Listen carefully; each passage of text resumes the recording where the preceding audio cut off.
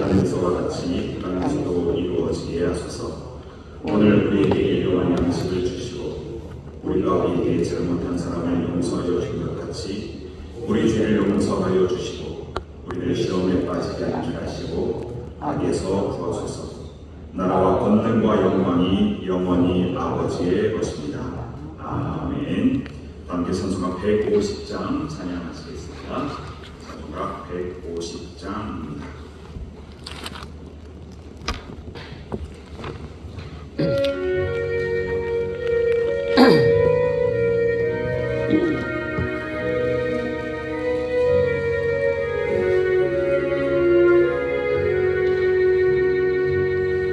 갈보리 산위에 십자가 섰으니 주가 고난을 당한 표라. 험한 십자가를 내가 사랑하는 주와 보혈을 흘리리라. 제 웃음 이를 얻기까지 주의 십자가 사랑하리. 빛나며 유한받기까지 험한 십자가 붙들겠네. 멸시 전대받은 주의 십자가에 나의 마음이 끌리도다. 귀한 어린 양이 세상 죄를 지고 험한 십자가 지셨도다. 제 웃음 이를 얻기까지 주의 십자가 사랑하니. 빛나며 유한받기까지 험한 십자가 붙들겠네. 험한 십자가에 주가 흘린 피를 믿는 마음으로 바라보니 나를 용서하고 내 죄 사하시려 주가 흘리신 보혈이라. 제 웃음 이를 얻기까지 주의 십자가 사랑하리. 빛나며 유한받기까지 험한 십자가 붙들겠네. 주님 예비하신 나의 본향집에 나를 부르신 그날에는 영광 중에 계신 우리 주와 함께 내가 죽도록 충성하리. 제 웃음 이를 얻기까지 주의 십자가 사랑하리. 빛나며 유한받기까지 험한 십자가 붙들겠네. 이 시간 함께 합심하여 부르러 나아가도록 하겠습니다. 주님의 음성을 듣고 그 말씀에 순종하는 우리가 되게 하여 주옵소서. 십자가 붙들고 승리하는 삶이 되게 하여 주시옵소서. 믿음으로 살아가는 복된 날 될 수 있도록 우리 함께 합심하여 기도하도록 하겠습니다. 아버지 하나님 감사합니다. 우리에게 복된 날을 허락하여 주시고 이 시간 주님의 말씀으로 계속 얘기할 수 있는 대로 함께 하시길 감사합니다. 아버지 하나님 들려주신 말씀 가운데 우리에게 속정이 있게 하여 주시고 그 말씀을 깨달을 수 있도록 우리에게 눈과 귀를 열어 주시옵소서. 그 말씀을 들고 십자가 붙들고 그의 길로 나아가시는 오늘 앞에서 기도하여 주시고 여러분이 준비하고 계획하는 일들 가운데 주님의 살아계신 은혜가 증거하는 삶이 있으며 하나님 함께하여 주시옵소서. 이 시간 주님 들려주신 말씀에 우리가 무릎으로 순종하며 그 말씀이 잘 받고 목과 같이 쓰임받을 수 있도록 주님 도와주시옵소서. 하나님 함께하여 주시옵소서.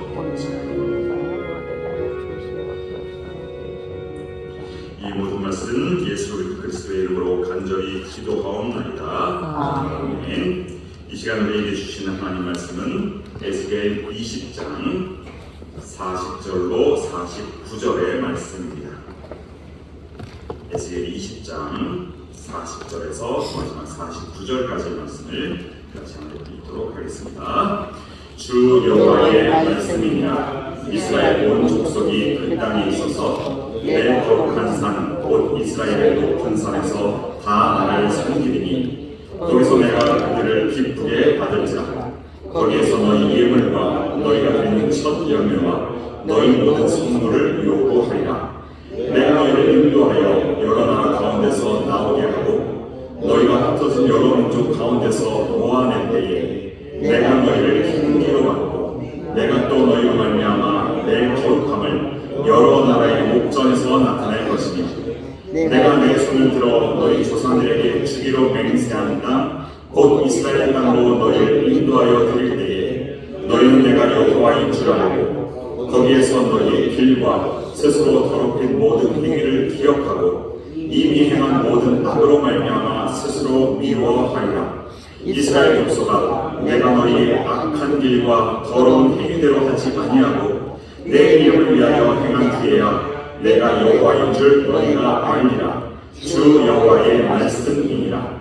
여호와의 말씀이 또 내게 임하여 이르시되 인자야, 너는 얼굴을 남으로 향하라. 남으로 향하여 소리내어 남쪽의 숲을 쳐서 예언하라. 남쪽의 숲에게 이르기를 여호와의 말씀을 들을지어다. 주 여호와께서 이같이 말씀하셨느니라. 내가 너희 가운데 불을 일으켜 모든 푸른 나무와 모든 마른 나무를 없애리니 맹령할 불꽃이 꺼지지 아니하고 남에서 북까지 모든 얼굴이 그슬릴지라. 혈기 있는 모든 자는 나 여호와가 그 불을 일으킨 줄을 알리니 그것이 꺼지지 아니하리라 하셨다라 하시기로. 내가 이르되 아바 주 여호와여, 그들이 나를 가리켜 말하기를 그는 비유로 말하는 자가 아니냐 하나이다 하니라. 아멘. 오늘 말씀 에스겔 49장의 20장의 끝부분은 그 앞 세 가지의 내용들이 소개가 되고 있는데요. 먼저 앞부분에는 예배의 회복, 그리고 하나님과의 관계의 회복을 이야기하고 있고, 그리고 뒷부분에는 불에 대한 내용이 나타나고 있습니다. 먼저 예배의 회복에 대한 메시지를 보시면 모든 타락의 근원은 예배의 부재, 잘못된 예배로부터 나타난다는 것을 말씀하고 있습니다. 우리가 어제 3당 제사에 대한 그 모습을 비판하는 내용을 우리가 보았습니다. 그런데 여러분 좀 말씀이 좀 헷갈리게 느껴지지 않으셨습니까? 그 전에는 예배는 장소의 문제가 아니라 뭐의 문제다? 때의 문제다, 시간의 문제다라고 말씀을 드렸었는데 왜 어제는 또 3당에서 드리는 예배는 내가 받지 않겠다, 이 장소에 대해서 이야기를 하실까? 혹시 궁금하지 않으셨어요?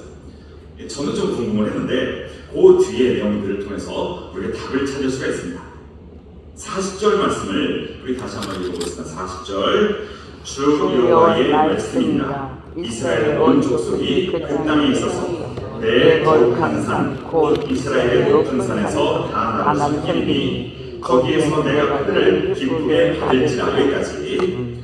자, 어디에서 예배하면 기쁘게 받으시겠다고 말씀하고 계십니까? 내 거룩한 산 곧 이스라엘의 높은 산이라고 하십니다. 우리가 안식일의 주인이 누구라고 알고 있습니까? 안식일의 주인, 어제도 말씀드렸죠? 하나님이십니다. 그래서 어제 그 말씀 가운데도 내 안식일, 나의 안식일이란 표현이 계속 반복해서 나오는 것을 우리가 보았습니다.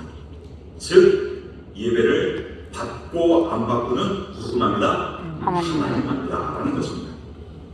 에덴 동산에서 쫓겨난 아담과 하와의 그 아들들 중에 하나님께서 아벨의 제사는 받으셨고 누구의 제사는? 가인의 제사는 받지 않으셨습니다.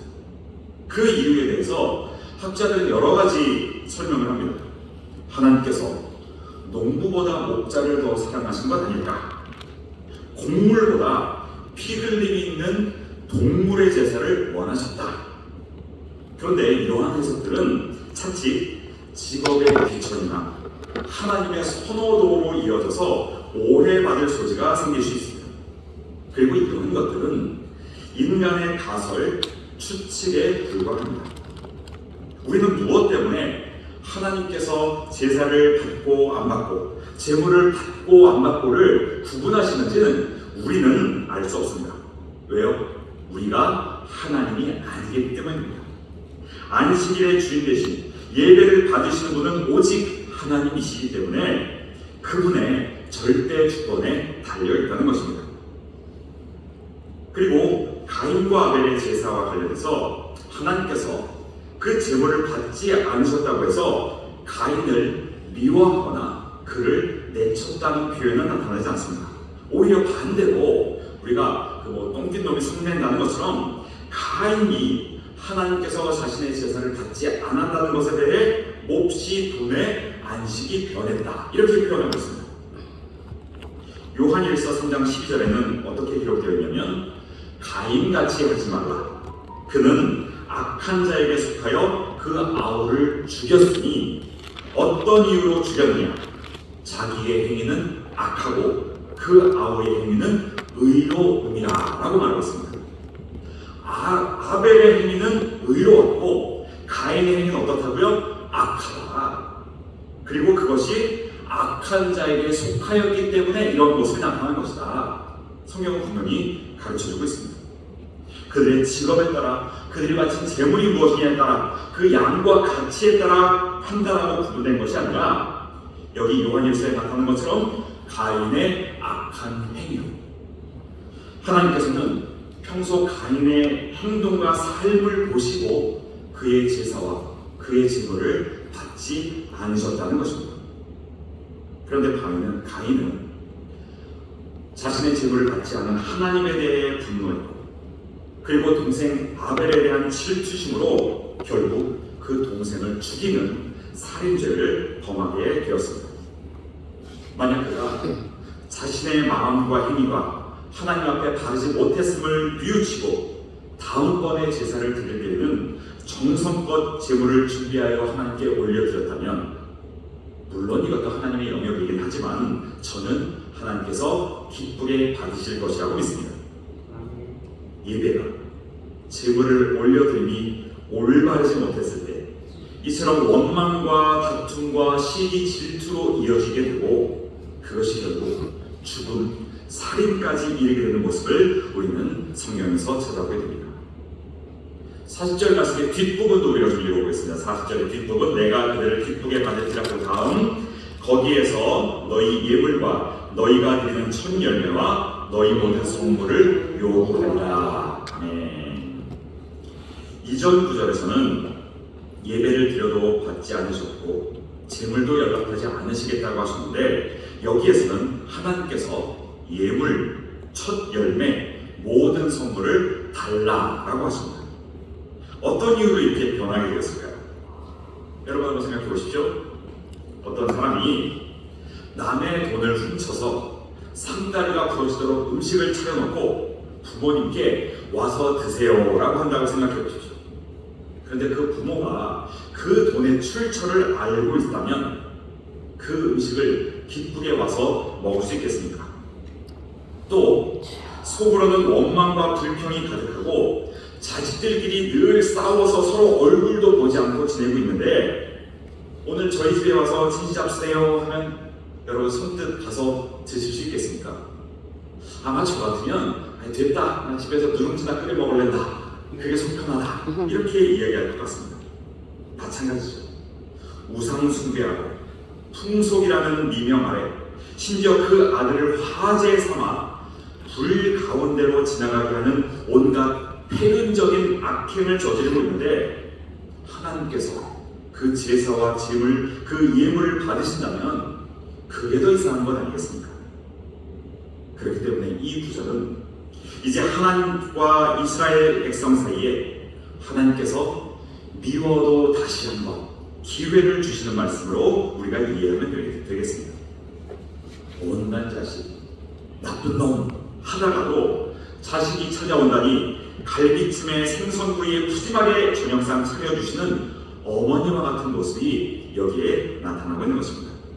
하나님과 우리 사람들 사이에 관계 회복이 이루어지는 모습입니다. 또한 이 구절은 하나님께서 돈이 없어서 쌀이 없어서 우리에게 이와 같은 재물을 요구하는 것이 아니라는 것을 또 우리가 이해합니다. 우리의 마음을, 우리의 중심을, 우리의 정성이 깃든 태도를 하나님께서 기뻐 받으십니다. 내 것인 줄 알았던 모든 것들이 사실 하나님의 것이요 그것을 베풀어 주신 분에게 되돌려 드리는 것이 우리의 예물 드림입니다. 그러므로 기쁨과 감사로 내어놓는 것, 이러한 마음이 예물 드림의, 제사 드림의 본질이고 하나님께서 그 예물을 기뻐 받으시고 우리의 기도에 응답하시고 더욱 풍성한 은혜를 베풀어 주신 줄로 믿습니다. 아멘. 이렇게 하나님과 동역하며 살면, 하나님의 뜻에 합당한 삶을 살게 되면 하나님께서는 언제나 우리에게 풍성한 삶을, 그리고 감사와 기쁨이 넘치는 삶을 살게 해주신다. 이것이 바로 성경이 가르쳐주고 있는 원리입니다. 그래서 우리에게 가장 중요한 것은 무엇의 회복일까요? 예배의 회복입니다. 아멘. 나의 몸과 마음을 하나님께 기쁘시게 하는, 하나님께서 기뻐하시는 거룩한 산 제사로 올려드리는 그 모습이 우리의 참된 예배라는 것입니다. 41절에 보십시오. 41절 후반부에 향기라는 단어가 나오고 있습니다. 내가 너희를 향기로 받고 내가 또 너희로 말미암아 내 거룩함을 여러 나라의 목전에서 나타낼 것이며. 아멘. 여러분에게서 그리스도의 향기가 흘러나오게 되기를 주님의 이름으로 축복합니다. 아멘. 어제 새벽에 성경을 70번 읽고 회심했던 스님 이야기 기억나실 겁니다. 이분에게 도전을 주었던 어느 여성의 대화도 여러분들 기억나시죠? 복음에 대해 이야기하고 영생에 대해 궁금해하던, 그래서 젊은 그 스님을 열불나게 만들었던 그 여인, 저는 그분 역시 그리스도의 향기를 바라는 것이라고 생각합니다. 대놓고 전도하지 않았지만 저분이 믿고 있는 하나님이 참 내가 궁금하다. 저 양반이 다니고 있는 교회는 내가 한번 가보고 싶다. 이렇게 될 정도가 되면 그분이야말로 그리스도의 향기로, 그리스도의 편지로 전해지는 분이다라는 평가를 듣게 될 것입니다. 제가 예전에 어느 선교사님을 뵌 적이 있는데 그 주위의 분들이 한결같이 이렇게 이야기하는 것입니다. 저 선교사님은 사는 모습만 보여주어도 저절로 선교가 된다라는 것입니다. 그 이야기를 들으면서 참 부럽다, 존경스럽다라는 생각을 하게 되었는데, 이처럼 자연스럽게 흘러나오는 영성, 그 향기로 하나님의 영광을 드러내는 저와 여러분들 되시기를 주님의 이름으로 축복합니다. 마지막 45절 이하의 말씀에서는 불타는 숲의 비유를 통해 돌이켜 회개하라는 메시지를 선포하고 있습니다. 사실 불이라고 하는 것은 믿는 자나 믿지 않는 자나 모두 통과해야 하는 것입니다. 그런데 은혜 받고 믿음이 있는 사람이 그 불을 지나게 되면 어떻게 될까요? 정화되고 단단해지고 결박이 풀어지게 됩니다. 우리 다니엘의 세 친구들의 모습을 한번 생각해 보십시오. 그들이 분명히 묶인 채로 뜨거운 풀무불에 들어가게 되었는데, 그래서 그들을 붙잡고 있던 관원은 타 죽을 정도가 되었는데, 다니엘 3장을 보면 불을 통과하니 결박이 어떻게 되었다? 결박이 풀어지게 되었습니다. 그뿐만 아니라 그들에게 어떤 놀라운 일이 생기게 되었냐면, 불 가운데 결박되지 아니한 몇 명의 사람? 4사람이 다니는데 넷째의 모양은 뭐가 같더라? 신들의 아들과 같더라. 즉 그 당시 그 구약시대에 그들이 불 가운데서 예수 그리스도를 보게 된 것입니다. 불 속에서. 이처럼 은혜 받고 믿음 붙들고 불 속으로 들어가면 좋은 것들이 나타납니다. 더 깨끗해지고 욥기의 말씀처럼 순금처럼 정금처럼 우리가 변하게 됩니다. 아멘. 결박이 풀리고 믿음이 굳건해지고 금보다 귀한 믿음으로 변화되는 것이 바로 뜨거운 불을 통과한 믿음의 사람의 모습입니다. 그런데 은혜가 없고 믿음이 없는 사람이 불에 들어가면 어떻게 될까요? 다 죽게 됩니다. 심판의 불, 지옥의 불이 되는 것입니다. 그러므로 우리는 불 가운데 거할지라도 물 가운데 거할지라도 두려워할 것 없고 그리고 염려할 것이 없습니다.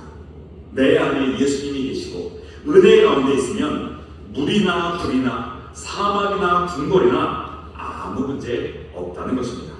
여러분 그걸 믿으시죠? 아멘. 마지막 본문 47절에서 49절의 말씀을 같이 한번 읽어보도록 하겠습니다. 47절부터 있습니다. 남쪽의 숲에서 이르기를 여호와의 말씀을 들을지어다. 주 여호와께서 이같이 말씀하셨느니라. 내가 너희 가운데 불을 일으켜 모든 푸른 나무와 모든 마른 나무를 없애니 맹렬한 불꽃이 꺼지지 아니하고 남에서 끝까지 모든 얼굴이 그슬질지라도 혈기 있는 모든 자는 여호와가 그 불을 일으킨 줄을 알니 그것이 꺼지지 아니하리라 하셨다 하시기로 내가 이르되 아하 주 여호와여 그들이 나를 가리켜 말하되 그는 비유로 말하는 자가 아니냐 하리라. 아멘. 이 제주에만 삼남 삼북 이야기하는 것이 아니라 이스라엘도 남쪽은 유다, 북쪽은 이스라엘로 나뉘어져 있죠. 그런데 여호와의 불이 남에서 북으로 옮겨부터 맹렬하게 타오른다는 것을 예언하고 있는 것입니다. 푸른 나무나 마른 나무 가릴 것 없이 모두 태워버린다는 것입니다. 단절의 바라옵기는 우리 삼남, 서귀포, 콕지거 서귀포 명성교회에서 이런 성령의 불길이 일어나기를 소망합니다. 아멘. 그런데 이때 이런 뜨거운 불길을 피한 방법이 있을까요? 하나님의 은혜를 의지하는 것입니다. 예수 십자가를 붙드는 것입니다. 그러면 아무 문제 없을 것입니다. 아멘. 우리가 말씀을 나누기 전에 불렀던 찬송을 보시면 갈보리 십자가를 찬양하고 있습니다. 최후 승리 얻기까지 주의 십자가 사랑하리 빛난 멸류관 받기까지 험한 십자가 붙들리겠네. 아멘. 주의 십자가 사랑하고 주의 십자가 붙드는 여러분들의 삶이 될 수 있기를 주님의 이름으로 축복합니다. 아멘. 이 원리를 이러한 비밀을 아는 것이 굉장히 중요합니다. 물 가운데 불 가운데 있을지라도 십자가를 붙들면 산다. 이것을 아는 것은 홍수로 물난리가 나고 집을 집어삼킬 듯한 산불이 덮쳤을 때 우리가 긴급출동 119를 부르는 것보다 훨씬 더 중요합니다. 왜 그럴까요? 영원한 생명을 구원을 얻을 수 있는 유일한 방법이기 때문에 그렇습니다. 주의 십자가 붙들고 주의 은혜 안에 거하는 여러분들 되시기를 축복합니다. 아멘. 우리가 심판대 앞에 서면 엄청난 공격을 받게 될 것입니다. 정말로 낯뜨거운 부끄러운 우리의 죄악들이 낱낱이 모두 드러나게 될 것입니다. 액면으로만 따지면 그 현장에서 사형을 피할 수 있는 사람은 아무도 없습니다. 그 어느 누구도 예외가 아닐 겁니다. 물론 저 역시 마찬가지고요. 그대로라면 심판의 법정을 빠져나갈 수가 없습니다. 사형, 영원히 지옥불의 수감, 재판장의 판결에서 벗어날 수가 없습니다. 그렇지만 그럼에도 불구하고 예수님이 십자가를 붙들면 우리에게 은혜를 주십니다. 우리를 변호해 주시고 우리의 죄를 용서해 주셔서 그 심판을 통과하게 해주십니다. 내가 너의 죄값을 다 치렀다라고 하시며 자 보아라 내가 너를 위해 대신 짊어진 십자가에서 생긴 못자국과 창자국이다 라고 하실 것입니다. 그 덕분에 그 은혜로 우리는 심판정을 통과할 뿐 아니라 주님께서 우리를 영광스럽게 만들어 주십니다. 여러분, 가장 훌륭한 최고의 보험 상품이 뭘까요? 요즘 보험이 여러 가지 있잖아요. 임플란트, 암보험, 간병인보험, 치매암진 여러 가지가 있습니다. 그런데 그 중에 최고의 보험은 예수 십자가의 것을 여러분 붙잡을 수 있기를 부탁드립니다. 아멘. 별도로 특약을 추가할 필요도 없습니다. 물이든 불이든 어떤 혼란이든 십자가 붙들고 나아가면 지켜주시고 인도하시고 은혜 주심을 믿습니다. 아멘. 오늘 하루 이런 십자가를 의지하며 나아가는, 그리하여 그리스도의 향기를 전하는 귀하고 복된 삶 될 수 있기를 주님의 이름으로 간절히 축원합니다. 아멘. 기도하시겠습니다. 사랑과 내가 풍성하신 아버지 하나님, 우리에게 십자가 비밀을 깨닫게 하여 주시고 주의 피값으로 사신 몸된 교회를 허락하여 주시사 이 새벽 주를 향해 달려나오게 하신 이 참으로 감사합니다. 아멘. 사나운 풍랑 가운데서도 뜨거운 풀무불 가운데서도 지키시고 인도하신 하나님의 구원 역사가 오늘 우리에게 임하여 주시옵소서. 아멘. 나와 내 가족과 이웃과 친지 함께 일하는 동료들 모두가 이 은혜의 자리에 나올 수 있도록 하여 주시고, 먼저 알고 먼저 믿게 된 우리가 주의 향기를 바람으로 세상이 변화되고 구원받는 이들이 더하여지게 하여 주시옵소서. 아멘. 오늘 하루도 무더위에 땀 흘려 일하는 주의 백성들을 불꽃 같은 눈동자로 지켜 돌보아 주시며 시원한 얼음 냉수와 같은 삶으로 주님의 기쁨이 되고 나 역시 기쁨과 감사가 충만하게 하여 주시옵소서. 아멘. 믿사오고 우리를 구원하여 주신 예수 그리스도의 이름으로 간절히 기도하옵나이다. 아멘. 이 시간 주신 말씀과 은혜를 기억하며 기도로 나아갈 수 있기를 바랍니다. 무엇보다 십자가 은혜가 충만한 삶이 되게 하여 주시옵소서. 기도하여 주시고 나라와 민족을 위해, 주의 몸된 교회와 성도를 위해, 특별히 환우들을 위해, 또 사랑하는 가족과 일터와 여러 나의 기도의 제목들을 놓고 마음의 소원을 놓고 기도로 나아갈 수 있도록 하겠습니다.